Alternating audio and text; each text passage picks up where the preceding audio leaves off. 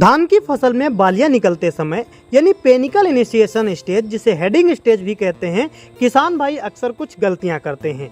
इन गलतियों की वजह से किसानों का उत्पादन घट जाता है। इस समय की गई छोटी छोटी गलतियां भी आपकी फसल के उत्पादन पर काफ़ी हद तक प्रभाव डालती हैं, जिससे पैदावार घट जाती है। नमस्कार दोस्तों, मैं हूं धीरेन्द्र और आप देख रहे हैं डीके गार्डन। आज के इस वीडियो में हम आपको बताने वाले हैं धान की फसल में कौन सी ऐसी गलतियां हैं जो किसान भाई करते हैं जिनसे पैदावार घट जाती है। इन गलतियों से बचकर आप भी अपनी फसल की पैदावार बढ़ा सकते हैं। सबसे पहले हम बात करते हैं पानी की नमी के बारे में। इस समय अगर आपकी धान की फसल में नमी पर्याप्त रहती है तो पैदावार अच्छी मिलती है। देखा जाए तो धान की जब बालियां निकल रही होती हैं उस समय हमारे पौधे को पानी की आवश्यकता सबसे ज़्यादा होती है, क्योंकि हमारी फसल में फल फूल बनने की अवस्था होती है, तो उसे माइक्रोन्यूट्रिएंट्स के साथ साथ पानी की भी ज़रूरत होती है जो पर्याप्त मात्रा में उसको चाहिए होता है। तो इस समय आप अपने खेत में अच्छी नमी बनाए रखें। अधिक पानी का भराव भी इस समय आपको नहीं करना है। अधिक पानी भराव से भी आपकी फसल को नुकसान हो सकता है। अधिक दबाव या हवा चलने पर आपकी फसल गिर भी सकती है, इससे भी आपको नुकसान हो सकता है। तो पर्याप्त नमी बनाए रखना है। अधिक जल भराव भी आपको नहीं करना है।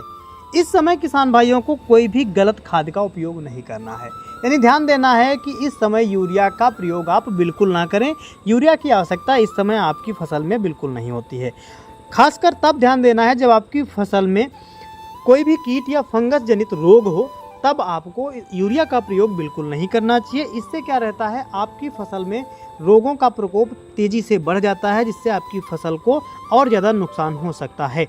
अधिकतर किसान भाई जब नाइट्रोजन का प्रयोग करते हैं तो पत्तियां बड़ी हो जाती हैं, पौधे मुलायम हो जाते हैं, जिससे कम से कम हवाओं के दबाव पर भी आपकी फसल आसानी से गिर जाती है और किसानों को नुकसान होता है। ज़्यादा नाइट्रोजन देने से पत्तियों का बढ़वार तो तेज़ी से होने लगेगा, लेकिन वहीं दानों का भराव अच्छा नहीं हो पाएगा। इस समय हमारी फसल को पोटास और बोरान की सबसे ज़्यादा ज़रूरत होती है, तो पोटास और बोरान का प्रयोग आप इस समय ज़रूर करें। अगर 15 लीटर वाली टंकी में बात करें तो 100 ग्राम आपको यूरिया जो NPK 05234 या 0050 आती है, उसी के साथ में आप 15 ग्राम बोरान को डालकर स्प्रे कर सकते हैं। कीट और रोगों का देख रेख करना बहुत ज़रूरी है। इस समय कीट रोग अगर दिखाई देते हैं तो ज़रूरी दवाओं का प्रयोग करके अपनी फसल को कीट और रोगों से बचा सकते हैं।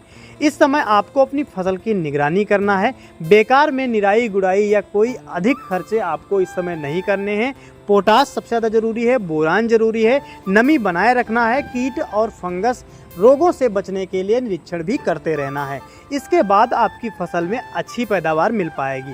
दोस्तों, इस तरह से आप अपनी फसल में कम खर्च में, कम लागत में ज़्यादा अच्छी पैदावार ले सकते हैं। जानकारी अच्छी लगी हो वीडियो को लाइक करें, अपने सारे मित्रों में शेयर करें। ऐसे वीडियो देखने के लिए मुझे फॉलो भी जरूर करें, सब्सक्राइब भी जरूर करें। धन्यवाद।